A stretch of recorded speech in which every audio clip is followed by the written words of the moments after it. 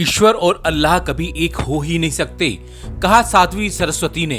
नवजिहाद बहुत बड़ी समस्या के रूप में है। हमारी बहन बेटियों को बरगला के फुसला करके ऐसे ऐसे स्थानों पे ट्यूशन क्लासेस में, स्कूल के बाहर में, जहाँ पार्क इत्यादि में बहनों को बहलाया जाता है, फुसलाया जाता है, उनको ये बताया जाता है कि देखो मैं तो ईश्वर अल्लाह तीनों नाम सबको मानने वाला व्यक्ति हूँ, ईश्वर को भी मानता हूँ, अल्लाह को भी मानता हूँ।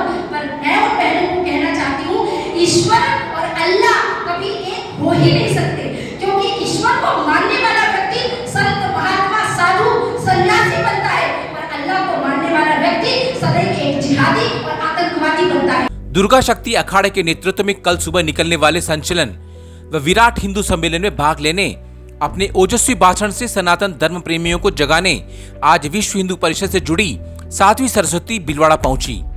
शाम को पत्रकार वार्ता में पत्रकारों को संबोधित करते हुए साध्वी ने कहा कि दुर्गा शक्ति अखाड़े के नेतृत्व में कल पहली बार हिंदुस्तान में 2100 हिंदू बहनों को कटार शिक्षा दी जाएगी।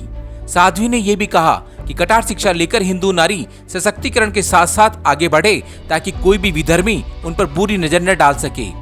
नारी को मोबाइल चलाना भले ही नहीं आए, परंतु उसे आत्मरक्षा के लिए तलवार, कटार व लाठी चलाना जरूर आना चाहिए। नारी शक्ति को जागृत करने के लिए वे आज भीलवाड़ा आई।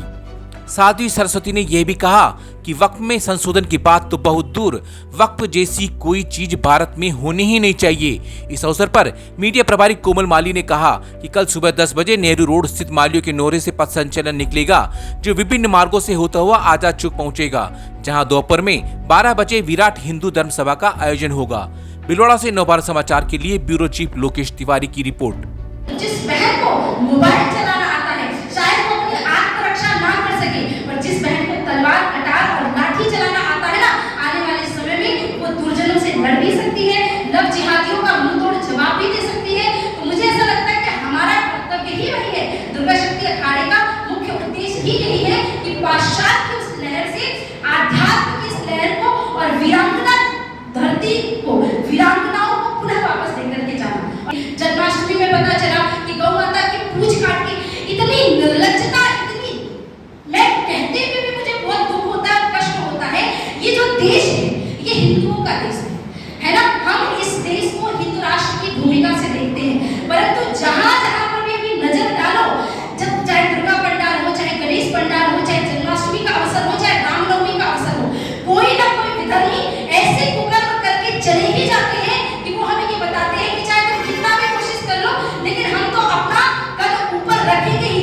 मेरा मुख्य उद्देश्य भीलवाड़ा में आने का ही यही है। जब हो गई जितनी स्थिति तुम्हारी करने की काली थी, हो चुके, अब साध्वी सरस्वती एक संकल्प लेकर के आई है, इन विधर्मियों को मुंह तोड़ जवाब देंगे। आपने देखा होगा बहुत सारी गौशालाएं ऐसी होती है जो जर्जर हो जाती है, उन जर्जर गौशालाओं को हमें पुनः जीर्णोद्धार करना है। तो ऐसी 1000 गौशालाएं हमको चिन्हित करना है और 1000 गौशालाओं का पुनर्निर्माण हमको प्रारंभ करना है। तो इस प्रकार से कार्य कर रहे हैं, सरकार से भी प्रार्थना कर रहे हैं। तो ये सबसे बड़ी समस्या है अभी जो वक्फ के लिए संशोधन चल रहा है। मैं तो ये मांग करती हूँ कि इसमें किसी भी प्रकार के संशोधन की आवश्यकता नहीं है।